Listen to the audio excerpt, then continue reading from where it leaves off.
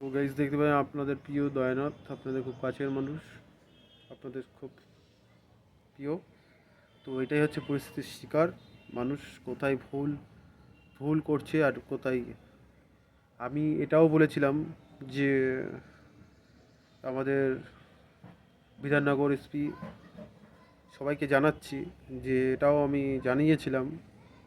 তা আমি অনেক অফিসারকে জানিয়েছিলাম যে এই ভুলটা এরকম এরকম, যে দুনিয়ার ধরো অনেক ভাড়াটিয়া, অনেকে বাইরের জগৎ থেকে আসছেন। তা তাদেরকে একটা সতর্কভাবে, তাদেরকে একটা, ধরো তাদের আইডেন্টি কার্ড, আধার কার্ড ইত্যাদি, এগুলো ক্লাব, যে কোনো 148খানা ক্লাব আছে, যদি তোমার একটা থানা না পারে, ক্লাব আছে ধরো কিছু আছে, সেখানে জমা করুক। তারপরে সেরা কানেক্ট করে নিয়ে গিয়ে সেটা থানায় জমা করে রাখুক। কেন কি এটা মানুষের সব থেকে ডিটেলস বড়। কারণ মানুষ বিভিন্ন জায়গা থেকে বিভিন্ন মানুষ আসছে, আর বিভিন্ন এই কারিগরগুলো করছে। আর ছাড়া দেশের মানুষ তারাও বদনাম পাচ্ছে। কেন দেশটা খারাপ হয়ে পরিস্থিতি, সেতে আইনেরও ব্যবস্থা বলবে। সব সম্পূর্ণ সমস্ত দোষ হলে বলে আইনের দোষ, কিন্তু ভুলটা নিজেরা করছে, ভুলটা এরমভাবে হচ্ছে। আর আইনেরও একটাই ব্যবস্থা খারাপ খুবই, যে তদন্ত করে না কোনো কেসকে, ভালো করে যাচাই করে না। যে হঠাৎ আপনি আপনার নামে আমি কেস করলাম, ওটা রিপ্লাই করে দিল, কিন্তু এটা তদন্ত করা দরকার। কেসটা লিখছি, ওটা এফআইআরটাও তো লিখে রাখার দরকার। তারপরে কেসটা তোমাকে জানানোর পরেই, কেসটাকে তদন্ত করার পরেই যদি ট্রিটমেন্টটা নেওয়া ভালো। কিন্তু হঠাৎ কারোর নামে কোনো মিথ্যে রটাবেন না, মিথ্যে পরিচালন করবেন না, ঠিক আছে? কারোর ভাবনা চিন্তা তো মিথ্যে করাবেন না। কেন কি, ধরো আপনার সাথে আমি কথাই বললাম না তো, যারা এক পাবলিক কথা বললো না তো, তাদেরকেও ধরো কথা বললো না, এরকম এইসব মিথ্যে রটাবেন না যে আমার দিকে দেখছে, তাকাচ্ছে, কি ঘুরে আছে, দাঁড়িয়ে আছে।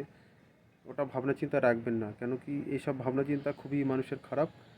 আর ধরো আপনি মিথ্যে কারোর নামে রটালেন, তাও আপনার কিন্তু মিথ্যে তো রটাবেনই।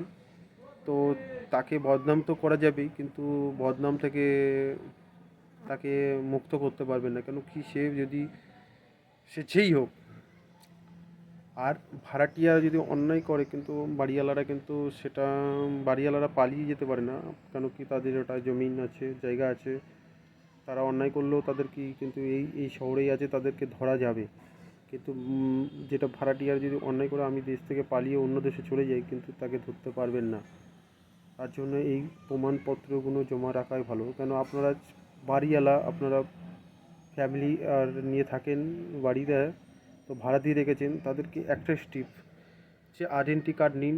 ক্লাবে ক্লাবে যদি এইগুলো নিয়ে জমা করেন, সেটা নিয়ে যদি থানায় এক কপি করে রেখে দেওয়া হয়, কোনো দুর্ঘটনা, আপনারা কেসটা নিজেরা নেবেন না, ওটাকে আইনের ব্যবস্থা যেটুকুন আছে আইনের তরফ থেকে ওটা দিয়ে দিয়ে দেবেন। তো এটাই সব থেকে ভালো হবে।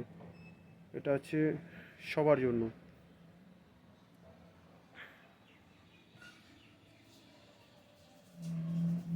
তো বুঝতেই পারছেন এটা কেন করবেন। তাই এটাই হচ্ছে আপনাদেরকে জানানো হয়। আর এই কাজটা আপনারা করবেন, ভালোভাবে থাকবেন, সতর্ক যাচাই করে নেবেন। কেন কি মানুষটা, ধরো এমনও হয়েছিল বাগিয়াটিতে, যে কেসটা হয়েছিল, বাড়িওয়ালাকে খুন করে দিয়ে রাতারাত পকার পার হয়ে গেছিলেন। কাল এক পরশুদিন একটা মহিলা বাগিয়াটির থেকে, তাকে এমন নেশায় যুক্ত ছিল যে তার কিছুই মনে পড়ছে না, স্মৃতিশক্তি নেই। সেটাও, সেই কেসটাও ধরা পড়েছেন। তা ওটা হচ্ছে ভাঙর ভাঙর থানায় এখনও আছে।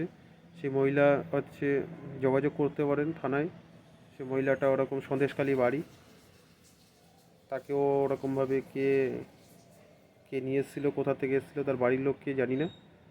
তো এইসব সমস্যাটা সারা পৃথিবীতে ঘটছে। একটু সতর্ক, আর মেয়ে ছেলেদেরকে একটু সতর্ক রাখুন, ভালো থাকুক, সবাই যেন ভালো থাকুক, মা বোনেরা। যে বলবো না যে ছেলেদের মেয়েদের একারই লোকসান হচ্ছে, অনেক ছেলেদেরও এর ভিতরে লোকসান হচ্ছে, যে তাদেরকে খুন করে দিয়ে ফেলে দিয়ে যাচ্ছে কোনো ফাঁকা জঙ্গলে, কোনো ফাঁকা মাঠে। এই সব বিষয় নিয়ে আমি জানাতে চাই। আর গলিতে গলিতে শুধু এখন মদ, গাঁজা, সিগারেট, কিন্তু এটাই ঠিক, কিন্তু অনেক মাতাল আছে যারা খুবই ভালো, অনেক, যার ভিতরে কোনো ব্যবস্থা নেই, সে ছেলেপুলেগুলো নষ্ট করার জন্য অনেক মানুষ আছে যারা পিছনে পড়ে আছে দেশের। খুবই খারাপ লাগছে আমাদের দুর্ঘটনায়। স্কুলের আশেপাশে ওরকম খুব চলছে। মোবাইলের যুগ তো, স্মার্টফোনের যুগ, তার জন্য এটা ব্যবস্থা আপনাদের স্টেপটা নেওয়ার দরকার হচ্ছে। জয় হিন্দ, বন্দে মাতারাম।